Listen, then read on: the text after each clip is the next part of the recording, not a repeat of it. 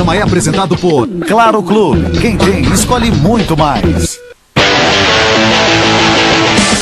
From friends, we saw 7 million people for Rachel, to lovers. I'm in love with the leading lady.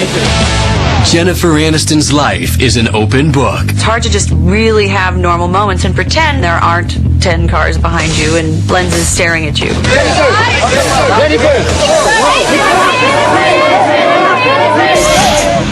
And when it comes to her relationships, America can't get enough. Jennifer certainly knew that Brad had feelings for Angelina Jolie. Vince was the perfect guy to bring her back to life. A lot of people were suspicious about Jennifer and John being together because he was kind of known as a ladies' man. In the next hour, we'll reveal the Jennifer you've never seen. That was crazy, yeah.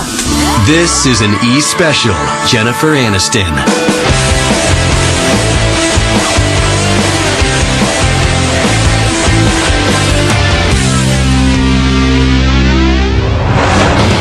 When Jennifer Aniston's face appears on a magazine cover, sales go through the roof.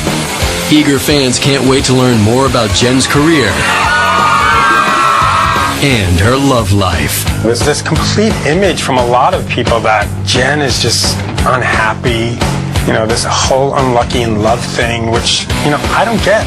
Am I romantic? That's putting it lightly. I'm very much a romantic, yes. I mean, she's just a single woman living her life, and she's going to date some people. It's going to work. It's not going to work. So be it. I'm a very lucky human being. I've been given a lot of wonderful opportunities, and hopefully it'll just continue. Jennifer Joanna Aniston was born on February 11th, 1969 in Sherman Oaks, California. Her father, John, was a medical student. Mom, Nancy, was a model and aspiring actress. The Aniston family roots were Greek, and traditions were taken seriously at home. There was Sunday dinners and Greek Easter and the breads and the baking and the christening. I remember my grandmother at my christening, my gosh. As I'm coming, they're taking me home. I tossed my cookies, so to speak, and my grandmother, my yaya, is frantically scooping up, you know, remains because it had holy water in it, and God forbid, you know, we get rid of the holy water. At age 5, Jen said goodbye to suburban LA. The whole family moved to Greece when her dad wanted to go to medical school. It just gave her a broader sense of experience. After a year in his homeland, Jen's dad had a realization. He wanted to be an actor. The family moved to New York after John Aniston had finished a stint with medical school in Greece, and John landed a big gig on a soap opera. John became a regular on the daytime drama Love of Life. Jen's mother, Nancy, pulled the plug on her own showbiz ambitions to stay home with her daughter. Nancy Aniston put her career on hold, and she saw it as something that she just naturally should do because John was out making the money for the family. But after 12 years of marriage, John and Nancy divorced. 9-year-old Jennifer was crushed. It wasn't just a separation of her parents, but there was another woman involved. So she realized that her mom could be replaced, and I think she worried a little bit that she could be replaced too. She's talked a lot about how just sort of traumatic that was, how it sort of shook her faith in everything. Aniston found an outlet in performing. First, my fantasy was Broadway. And then I was singing to like Barry Manilow and stuff, which was weird. I think she wanted to try that because her father made it seem like such a fun career. At the same time, John tried to talk some sense into his daughter.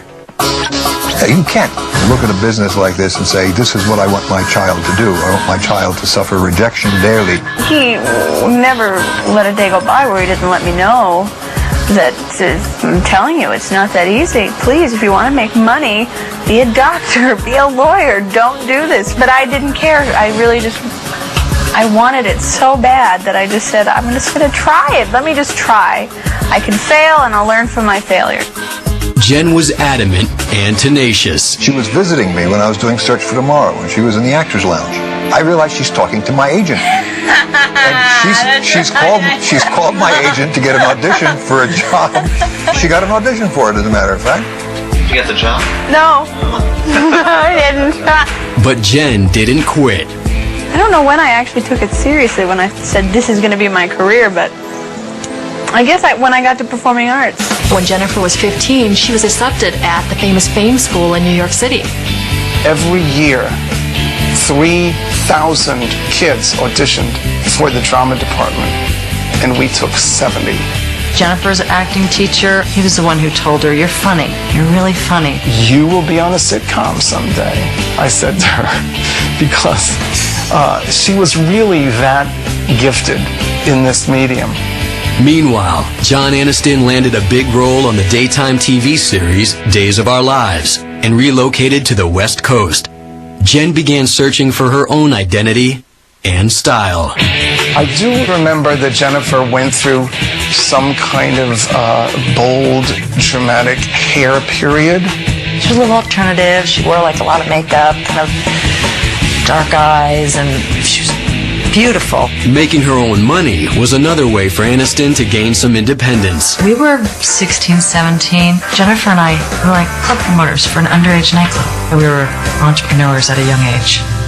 By the time she graduated in May 1987, Jen was ready to strike out on her own. She'd been studying acting and wanting to be an actress for so long. She was chomping at the bit. She had no intention of riding on her dad's coattails. She got an agent right out of high school, so she started auditioning. I got a Bob's Big Boy commercial.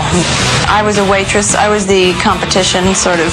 They were mocking, of like, you can either have this or you can have that. I was that. Then, in January 1989, Aniston won her first serious acting job, a small role in an off-Broadway play called For Dear Life. She was nervous and excited, and she was great in it. But Jen's performance wasn't enough to save the show. For Dear Life was slaughtered by critics and quickly closed. The 20-year-old realized she needed a change. I remember one night after class, she said, "I'm thinking about going to LA. What do you think? You think I should? Is that a good idea?" One of the most important decisions she made early on was the decision to come out to LA. Part of that reason was because there are more acting opportunities and roles to audition for in Los Angeles, but it was also an opportunity for her to get to know her dad a little better again. Coming up, Jen gets the skinny on Hollywood. If she really wanted the good parts, she had to slim down. Producers told her to lose some weight.